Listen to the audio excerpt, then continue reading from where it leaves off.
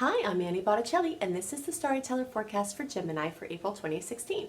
Go to my website, anniehelpsyou.com, where you can see more about my blogs, my astrology blogs, health blogs, inspirational blogs. And while you're there, sign up for my free email newsletter and become part of my VIP crew. So what's happening in April? We're coming from this very astrologically busy time from the eclipses and other things, and eclipse news can roll right into April. There's a very good chance that many of you will experience life-changing events. And you could have had that information already. Maybe for some of you, it started to come in at the end of January. We have a +6 week before an actual eclipse happens where you can start to get news. So in the previous months, something of notable relevance has happened for many of you. And some of you might get that news this month if it hasn't come in yet. And it could be great news, wonderful news, and it could be very challenging, terrible news. But in any case, it usually is non-negotiable eclipse news, so it requires a response from you, but you don't really have that much choice in what you do with it. There's just kind of, this is what's going on, and kind of like, what are you going to do with that now, you know? If you haven't listened to my March report, I highly recommend that you do, because I went into how the eclipses may affect you, how long the eclipse energies are in effect, which is much longer than March. It's through most of this year and in some cases beyond. So it's really important to have a handle of those, understanding the changes and what that entails and how they roll out. And April is very heavy with that energy as well, for better or worse. Also important about April is that we still have personal planets moving into Aries. When planets move into Aries, we have that zest. We could call it spring fever, or for my friends down under, it's like autumn fever, you know. So whether it's your spring or whether it's your fall, that change in temperature that's really refreshing and makes you want to do something, that is also astrologically based. So you think it's the temperature and so it's the season, but it's also the energy of the planets moving into Aries. It's like a zest. It's like an action-oriented energy. You want to do something. It makes you excited and refreshed and geared towards action. So we've got all this energy moving forward. And if you've listened to my reports over the last couple of months, I've said February and March had some pretty open windows for you to try to push some things through. Of course, that could be put on hold depending on news that you get from the eclipses, but it's your better window than it will be in the times to come, because in April, Mars goes retrograde and Mercury goes retrograde, and neither of these are times to try to do new things or launch things or initiate things. It's fine to continue working on things you've already launched, fine-tune things, do your normal work, but it's not the time for new things. So if you're watching this before April and you've got to push some things through, I always post these about a month early to give you my subscribers the chance to take some action when it's astrologically relevant to do so. Then I recommend that you really try to get on that, because while this Aries energy is moving forward and with this zest, this wall of retrogrades is just like coming big and strong and twofold, with Mars going retrograde on April 17th through June 29th. That's a long retrograde. That's up to 10 weeks. And then the shadow period lasts even into August. So you've got a long time of Mars, which rules the oomph, which actually rules Aries energy, this oomph, this zest, this life force. You've got that going sleepy time for an extended period of time. Then Mercury goes retrograde on April 28th, and the shadow period for that started April 2nd. So the whole month of April's got this wall of retrogrades of saying, hey, go backwards, go inwards. And this Aries energy is saying, hey, recklessly throw yourself headlong into everything, you know? So to better understand these energies, the more you know about the transits, the more you can keep your zen through them, because you know kind of the guidelines and the rules that you're working with. So I did a separate Mars retrograde video. You can search for it under Annie Botticelli Mars retrograde on my YouTube channel.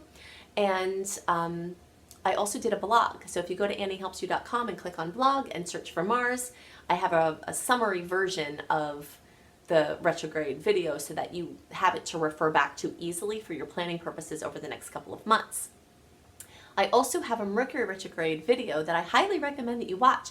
Don't let yourself be lulled into a false sense of security thinking that you've been hearing about Mercury retrograde and you kind of know that one.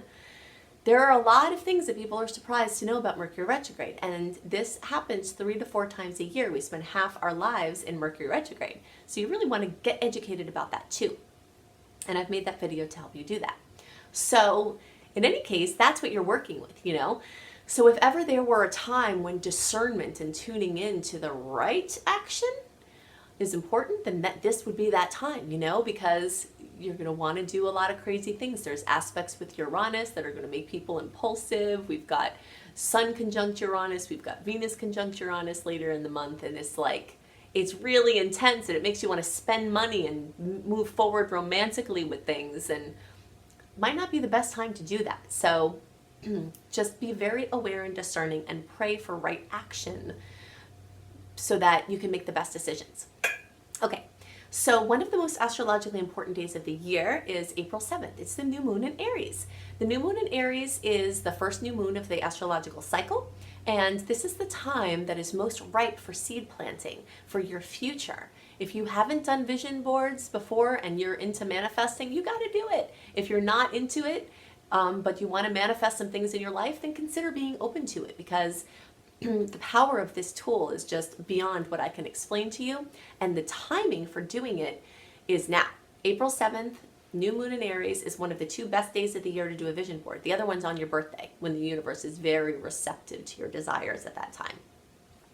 So you make your vision board. You can do it online, I understand. I hear that I've never done it myself, but I hear that there's apps or things that you can use to make an online vision board. But in absence of that, you can get a piece of cardboard, cut it off of a box that you just got from Amazon, and, you know, clip out well, unless you see positive things in the newspaper, but usually magazine articles or things that have phrases or pictures that capture the essence of what you want to create. So if you want more adventure, or if you want more money, or if you want more leisure time or trips, or, you know, travel, whatever you want, or love, that's a big one, right? Whatever you want more of, you can put it in your vision board. And this works twofold. One is that you're setting the intention, and especially if you're doing it when it's astrologically appropriate, it will carry further. The second part of how a vision board is effective is by keeping it somewhere where you can see it, even if you're not paying attention to it, because your subconscious mind picks up on it. And it's a very loyal servant that's quite literal. The universe is literal, your subconscious mind is literal, they're kind of the same thing. And so whatever you're focusing on, whatever your surroundings have, you're saying to your subconscious mind, I want more of this, I want more of this. So you have to be very careful what you impress upon your subconscious mind, because it doesn't logic out like, are you sure you want more of that? You know, it just kind of does it. So if you have these things around that show the pictures of what you want to bring in, then it's really powerful. Okay, so then there's this huge amount of energy, massive focus specifically for Geminis in the 11th house.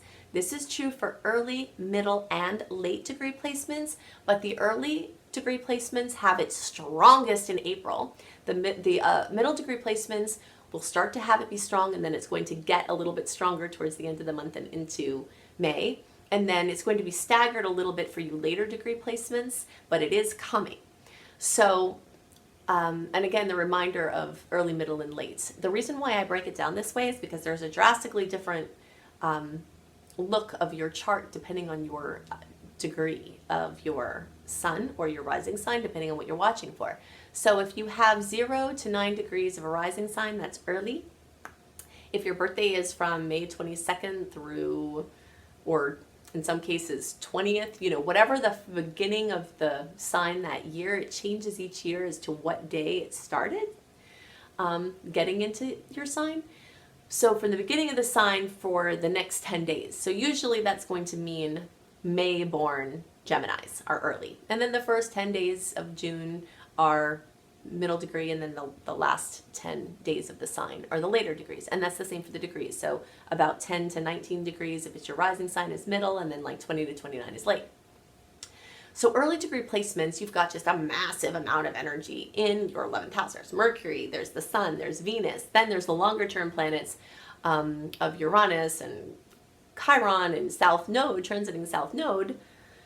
And this is a massive amount of long-term energy, but this is also a massive amount of short-term energy. And the energy is in Aries, so it's zesty and it's exuberant and it can be excessive.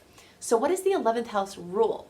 The 11th house is all about friendships and acquaintances and groups and social circles, social media, connections, whether the groups are on the internet or whether they're live. It rules the internet itself and other technology and other technological advancement and innovations, things like that. But anything internet based is here in the 11th house. And many things are becoming more and more internet based. And if they're not yet, then when the planets are like they are for you now, you might find yourself getting up on the internet train. I mean, there's a lot of energy focusing here for you. This also rules humanitarian efforts and communities, building communities, things you do for the communities. And again, whether it's an online community or whether it's an in-person community, it's the same. I call this energy of the 11th house the Deepak Chopra energy. If you know Deepak Chopra, if you don't, look him up because he's awesome. But he is like a bridger of worlds. He bridges the mainstream world and the alternative realms. He bridges different countries, different cultures, different languages. And he bridges schools of thought, just ideas, on a big level. And he bridges community. He has a very community-based practice of things that he offers. So this 11th house is like that. It's like the energy of bridging worlds, bridging things, connecting people to their right places, connecting people to their right places, whatever. It has to do with connection and bridge building and bridge keeping energy. So with this longer term energy there, your capacity as a bridge builder is getting more established. And that's what the story is. So this is going to be true for all Geminis, but like I said, the earlier your degree is, it's very active right now, and then it's getting more active for the rest of you. So the new moon is going to happen for many of you in the 11th house. The rest of you is going to happen in the 10th house, and the middle and later degree placements have a massive amount of energy still in the 10th house. And the 10th house has to do with career and work and life purpose. Now, if your career and work and life purpose is internet or group or community based, then this is still going to be active for you because your 11th house ties into your 10th house. But for some of you, there's a line of separation there. The 10th house is very, very busy. And so maybe you're going to be recognized for something. Maybe you're focusing on what your place in the world is and asking the questions. Why am I here? What am I supposed to be doing? If you're asking that question, there's an amazing book called Astrology for the Soul by Jan Spiller. She's an amazing astrologer and I love her work. That book of mine is, a friend gave it to me many years ago. It's yellow. The pages are yellow. It's dog-eared. It's like worked pretty hard. And I use it all the time. And I highly recommend that you get it. You can find it on Amazon. Astrology for the Soul. So this book is just focused on north and south nodes. I think north and south nodes are the most important placements in a chart. If I talked about nothing else in a reading, I'd talk about those and I'd get into the nitty gritty of everything that's up for the person, current, now, past, future. But this shows the energy of what you're supposed to be doing in this world and what traps you and stops you from engaging fully in your highest expression. So because of the way these planets are for you now, it might be an appropriate time to really get into a work like that. So to help you answer the questions, what am I here to do and how do I best do it? And like I said, it could bring recognition, it could bring raises, it could bring acknowledgement, it could bring asking questions if you're in the right line of work, things like that. So the full moon is going to occur for early degree placements in the 6th house. Full moons bring fullness, completion, fruition, sometimes drama, sometimes happy coming to completions, things that make you emotional in a good way. For the early degree placements, that fullness, completion, fruition is going to come in the house of health.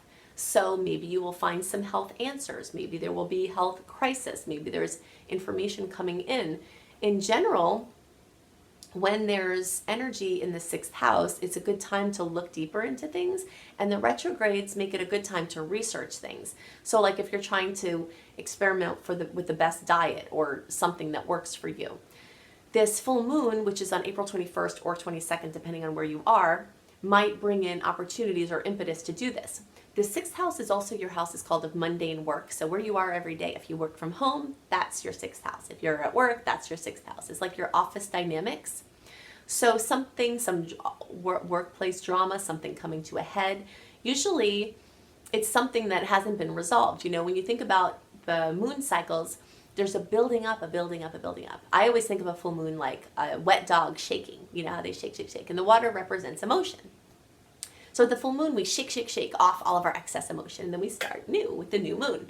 So if there's stuff at the workplace that's building up and it hasn't been dealt with, it could come to some kind of fruition. If there's something building up at work that you've been working hard, maybe then you get acknowledged for it, you know? So like I said, it could be either way, but it's still like a coming to a head of some sort.